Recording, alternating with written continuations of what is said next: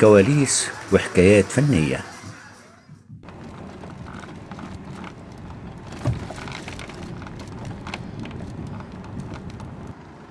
وراء كل عمل فني قبل عرضه على الشاشات جهد شاق. لازم اصلا نوثق كل الحاجات دي كلها ونعمل الميكنج اللي احنا عشان بس الناس تعرف احنا مدى التعب اللي تمناه في المسلسل. الله يعطيك العافية. فعناصر وفريق العمل يتعاونون لإظهار العمل الفني على أكمل وجه. لذا في كواليس وحكايات فنية نستعرض تجهيزات العمل الفني والمعاينات وتكوين فريق العمل.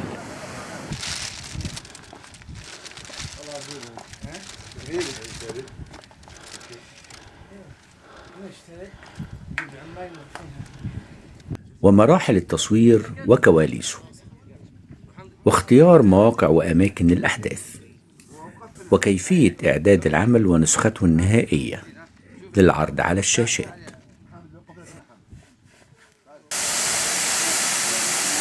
فدائما ما يبحث المشاهد عن كيفية تصوير مشهد أو خدعة ما، وأين كانت أماكن التصوير التي اختارها المخرج، ولماذا هي بالتحديد دون غيرها من الأماكن. فلكل سيناريو طابعه الخاص حيث الفترة الزمنية للأحداث. ونحن هنا بصدد الحديث عن مسلسل الغريقة، والذي تم إنتاجه عام 2009 بسلطنة عمان بمحافظة ظفار.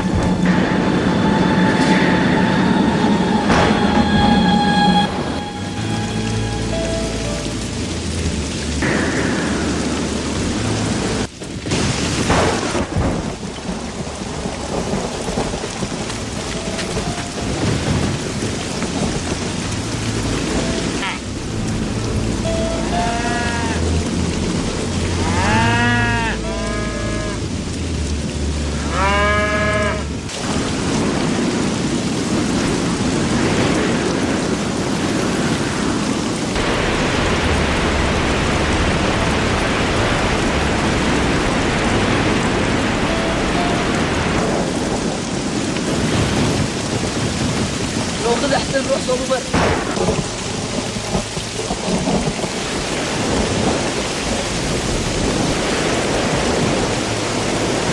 خطمر خلاص نصر في يبل هذا ما بنقول ما نقدر نطلع ربه.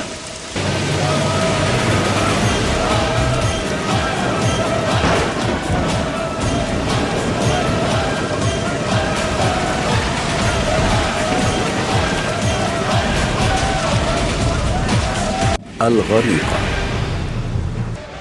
في 13 من ذي القعدة سنة 1378 الموافق شهر مايو 1959 ضرب إعصار مدمر وطوفان شديد اجتاح ظفار من أقصاها إلى أقصاها، وقد هاج البحر وارتفع منسوب المياه في داخل الأحياء السكنية، وحدثت بعض الصواعق وأصابت بعض البيوت، وجرفت حيوانات كثيرة، واقتلعت الأشجار وأتلفت المزروعات من شدة الرياح والأعاصير المدمرة. ودامت هذه الأمطار لمدة 3 أيام. وكانت الفاجعة الكبرى التي ألمت بأهل ظفار هي غرق سفينة تحمل ما لا يقل عن 200 فردا من أهالي ظفار. غرقوا جميعا ولم يعرف لهم أثر، وعاش الناس في حزن شديد لفترة من الزمن، وكان هذا أسوأ عام مرت به ظفار. كل شيء بأمر الله، الله يحفظهم إن شاء الله. فقد كان البحث عن أماكن مشابهة للحقبة الزمنية للمسلسل يتطلب الكثير من البحث والرجوع إلى المراجع للوقوف على كل التفاصيل الخاصة بالمسلسل، من مبان تراثية وأزياء تلك العصر والأدوات المستخدمة، إلى جانب العادات والتقاليد العمانية والطبيعة السائدة في هذا الوقت. وقد تطلب هذا معاينات للكثير من الأماكن والمواقع لتحديد أماكن تصوير المشاهد المعبرة عن الأحداث. وسوف نأخذكم معنا في جولة على حلقات مسلسلة للتعرف على أسباب اختيار هذه الأماكن وارتباطها بديكورات السيناريو والذي كان به العديد من المواقع، مثل شوارع صلالة، العديد من البنايات، حصن طاقة، ولاية مرباط، السوق القديم، ساحل المحيط الهندي، إلى الكثير من المواقع.